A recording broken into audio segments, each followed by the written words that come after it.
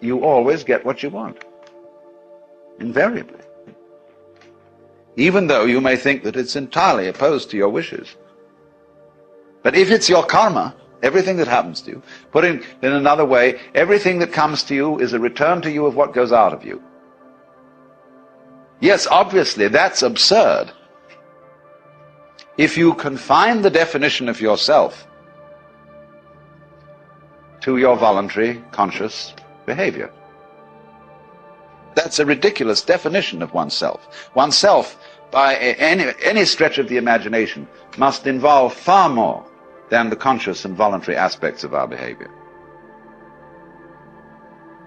And if we see that it involves intimately and inescapably the behavior of what we call the other, the not-self, the environment, and see that these two are moving together like the two sides of the snake when it swims, then you get a very curious feeling. You have to be careful of it if you've got a Western background. Because this is what happens to a lot of people who play around with psychedelic chemicals. There are many, many cases of inflation among these people. That is to say, when you get this sensation that the two sides of the world, the inside and the outside, are moving together, you may think, I am ruling it. I am God in the Western sense of the word. Therefore, your ego, instead of being, as it were, integrated and transcended with all this process, merely assumes vast dimensions, has megalomania, is blown up by the mystical experience. And so you get the holier-than-thou people going around who seem to think that they're above all human conventions and have no obligations to anyone or anything, because they're divine and they can do as they damn please. That what they haven't realized is that doing as you will isn't a new kind of behavior that you suddenly put on and say, from now on I'm going to go around doing as I will. You have to realize first that that's what you've always been doing. And you could look at this from a very simple point of view. It's not a complete point of view. But you can say, well, now what about the people who did good and who did the things that they didn't want to do? You know, everybody's mother said to us, darling, sometimes we have to do things we don't like. Well, what about that? Well, you can always say, the kid obeyed the mother and did the thing that it didn't like because that was the better part of wisdom. In other words, if it hadn't done that, something worse would have happened. And we choose the lesser of two evils. And when you find yourself in a situation where you have to choose the lesser of two evils, then you say, I want out of here. And you take the easiest way. You take the line of least resistance. So that's your doing. Now, you can pursue that more profoundly when you stop thinking about human behavior as something that responds to the compulsion of an environment. And you can get out of that when you see the behavior of the environment as an essential aspect of you. So it isn't, as it were, the environment starting something, which you are therefore compelled to follow. It's the whole system moving together. So then, you get in the state of liberated or mystical consciousness, you very often feel that a hill is lifting you up as you walk up it. The ground seems to heave beneath your feet, and up you go. And you get this strange feeling of lightness, of effortlessness. Walking on air, never a care, you know. This wonderful sense that there are no obstructions anywhere. There's nothing, as it were, banging you and making you do that. It all flows together. And that's a very common sense. You are actually, in that state of consciousness, you are perceiving the goings-on, the Tao, the course of nature, in the way it's happening. But in the ordinary way, you've been conditioned to resist it, to fight it, and to use those sensations of resistance to create a sensory basis for what you describe as the ego. The ego in practice is a sense of strain. When you are aware of I, you are aware of a basic discomfort, which is located basically between the eyes, somewhere in here, a sort of tightness. Also, it's in other centers too. It's in the solar plexus, and there are various physical centers, in other words, where this constant tension or resistance against it is going on. And that's what you feel when you talk about I. When that tension ceases, you discover immediately that the separate ego has disappeared, and that what I refers to is simply the total panorama of experience, everything that's happening. Obviously, I don't know all of it, because I can't inspect all of it with my radar, with my conscious attention. That would be a ridiculous undertaking, to know everything in that sense. We know it in a much better way, as we know how to grow hair and open and close our hands. So, this point of view can be understood if we clarify the initial problems we have about it. And I suppose the first problem is, if we accept the notion that everything that happens to us is our own karma, our own doing, then we have to be very careful of, shall we say, the devil of omnipotence, of inflation, of feeling that your ego is what is in control of all this.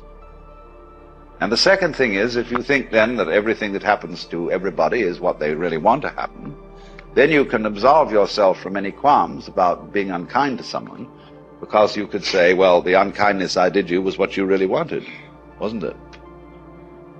You know that business about the responsibility of the person who gets murdered for getting murdered? There is a curious sense in which a lot of people go around looking for trouble. Freud pointed out quite correctly the psychology of accident-prone individuals. They seem to be attracting trouble like lights attract moths. And we're all doing that, but we manage to remain unconscious of it, so that we can praise and blame and play the game which says, that's not my fault, that's your fault. And so we go around apportioning faults to everybody. Because if we're going to apportion praise for what the good things people do, you can't make praise mean anything unless you also go around blaming. Praise and blame go together. Supposing everybody was acting in a praiseworthy way, and we praised everybody for everything, they'd get tired of it. They wouldn't even notice it anymore. So long as you're going to get a kick out of being praised, you've got to go around blaming too. It's very simple. But if you see the folly of that praising and blaming are just creating each other, then you don't praise and you don't blame. You just dig the whole thing. And that's why, when we encounter very great sages, you never hear them blame people, and they very rarely praise anyone. You try to start gossip in the presence of such a person, and you make a derogatory comment about someone. It's as if you had thrown a rock into a well and heard no splash. And a funny feeling, because that you get no response. You get no agreement. And if you praise somebody, there's also likely nothing to be said, except perhaps some remark that, of course, you're praising the beloved in all its manifestations. And this disconcerts some people terribly. I've always noticed that real sages never gossip, never criticize persons. And because they understand so well The French saying, tout comprendre, c'est tout pardonner. To understand all is to forgive all, is so true if you are experienced in just the ordinary way of dealing with human problems. You've been a counselor or psychotherapist or minister or anything like that. You very soon get to realize how vastly complicated people are, and to see that they really are in the messes they're in, not because of anything, but that's the way it is. And you stop blaming people, and because you don't blame people, you have open ears, and people come and seek your advice. They don't want to come to someone who's a counselor who will bawl them out. It's like dentists who simply accept the fact that people really don't take care of their teeth, and realize that the job of a dentist is precisely to look after people who can't be bothered to take care of their teeth. That's why he's in business. So a good dentist doesn't bawl his patients out because they didn't do this, that, and the other. Just accept it. Same with doctors. They know perfectly well that nobody's going to live by the rules of health. And they're very vague as to what they are. And, you know, there's every kind of theory about how you ought to live and what is healthy, but they change in fashion. And you ought to eat this kind of diet in 1921. By the time it's 1930, they've changed their ideas altogether. By the time it's 1960, it's back again to a mixture between 1921 and 1894.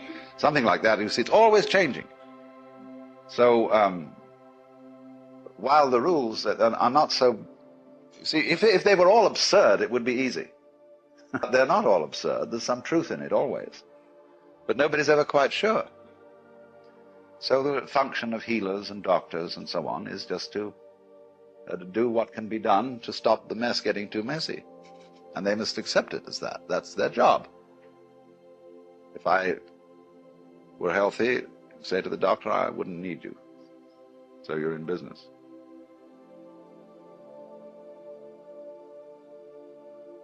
Now, what about it then? We have difficulty in seeing this mutuality of our relationship to the rest of the world because it's contrary to common sense, contrary to the way we've been brought up. And therefore we have what I would call an initial intellectual block to understanding it, quite apart from any emotional blocks or anything of that kind.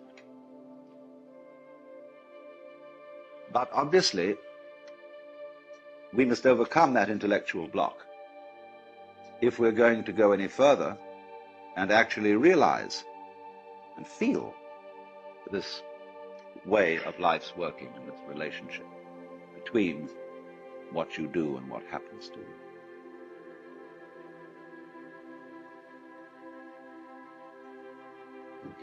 Then the question arises, then what do I do? Do I go around saying to myself, all this that's happening to you is what I wanted. I am inside and outside. I am the subjective and I am the objective. And you don't mean to go around thinking thoughts about this, so as it were to talk yourself into this way of feeling. Well, that's very superficial. Because this new sense of relationship to nature is something much more than an idea. See, ecologists and physicists have the idea that this is so. But they mostly, in their private life and in their ordinary human behavior, are just like other people who don't feel it and who feel themselves in a Newtonian billiards game, even though they've gone on to quantum mechanics. So that there may be a transition from our ordinary way of feeling how things go on to the new way, we have to do something other than think. Because actually thinking is causing the trouble. It is by thinking that we divide the world into separate events and separate things. That is calculus. And Ananda Kumaraswamy once described the life of the liberated being as a perpetual, uncalculated life in the present. And you say, wow, I don't think I could do that. That saying of Jesus in the Sermon on the Mount, be not anxious for the morrow, the uncalculated life. If God so clothe the grass of the field, will he not much more clothe you, faithless ones? And I've never met a preacher yet who would really take that up. They all say, well, of course, that's too hard a saying for most of us. It's not practical. Everybody has to take thought for the morrow and calculate. Well, at this point, people can go in two directions. There's one class of people who will say, all right, let's live the uncalculated life. Let's not make any plans. And before you know where they are, they're living in a filthy pad and scrounging around and living on petty thievery and so on. This is the usual thing. This is got into it the wrong way. The first thing to do is, just as I said,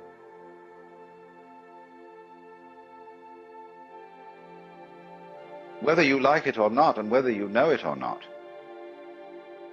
the relationship between you and the environment is always one that is harmonious. So in the same way, you are always living the uncalculated life. You have to find out, first of all, that you're always doing it. And that what you call your calculations, and the things you did, were funny little rationalizations. In other words,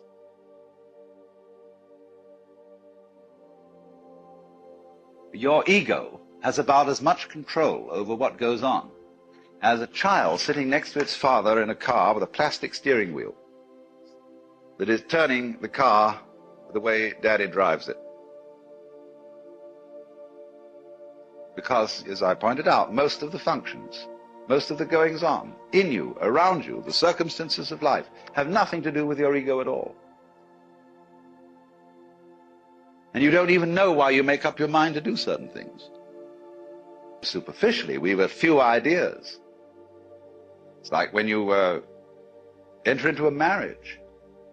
You have really no control over its outcome, in the ordinary sense of ego control.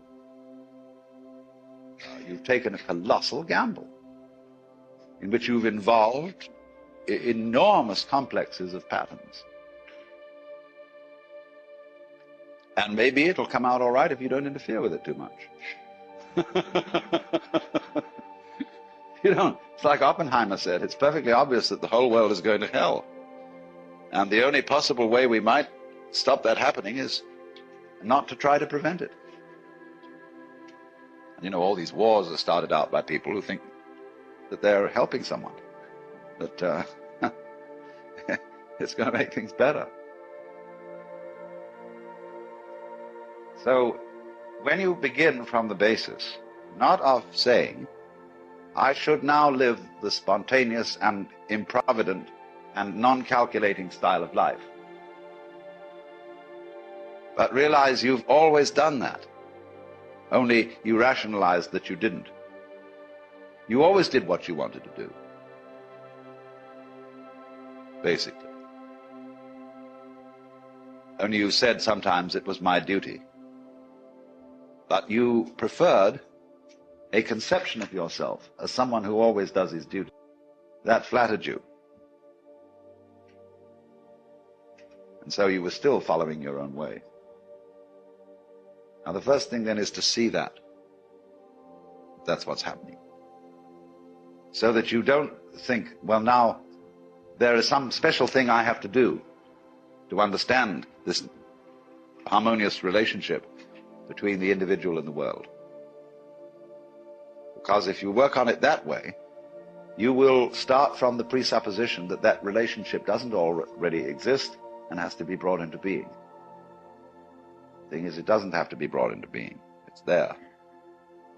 But now when you see that that's so, it obviously starts to make a difference. You do behave in a different way. But the behavior, the new kind of behavior that is a result of a transformation, is not forced behavior. When you try to imitate the way a saint behaves, you have made a forced change, and you know all forced behavior is phony. It's like someone saying, I love you, I love you, I love you, when you don't. You feel you ought to, but you don't really. And there's something, it doesn't ring true. Just think of the poor Lord, listening to all the prayers of all those people saying, I love you, Jesus. And he knows they don't. No, they're just saying this because they think they ought to. And be very trying. So, whenever you do a thing like that, you see, you make a forced change. Now, if the change is to happen in the same way that a seed at proper season breaks open and sends up a shoot, see, it comes from the whole force of life itself. Now, when you see that without your having to do anything, see, you are living the uncalculated life, and you're only pretending you're calculating it and arranging it, then, as it were, you will have a grasp of the total situation. And you can allow it to produce changes in action, which are not forced. So this is why there is always a trend in every kind of spiritual doctrine which says something about grace, divine grace. There must come about something in you, a change, which you can't produce. And if you try to produce it, you will be a victim of spiritual pride. But on the other hand, all teachers are universally saying, you've got to make an effort. There's some discipline. There is something you must do. Well, that's the only way to get it across to people. That you, as a separate effort maker, are a myth, are a phantasm. Because if you really try to control your mind and only think the thoughts that you think are good thoughts to think, you will find that you're going round in a circle. Krishnamurti is awfully good at pointing this out. When people ask him, how do you meditate? He says, why do you want to meditate? Why are you concentrating? Why are you saying prayers? Why do you think you should believe in God?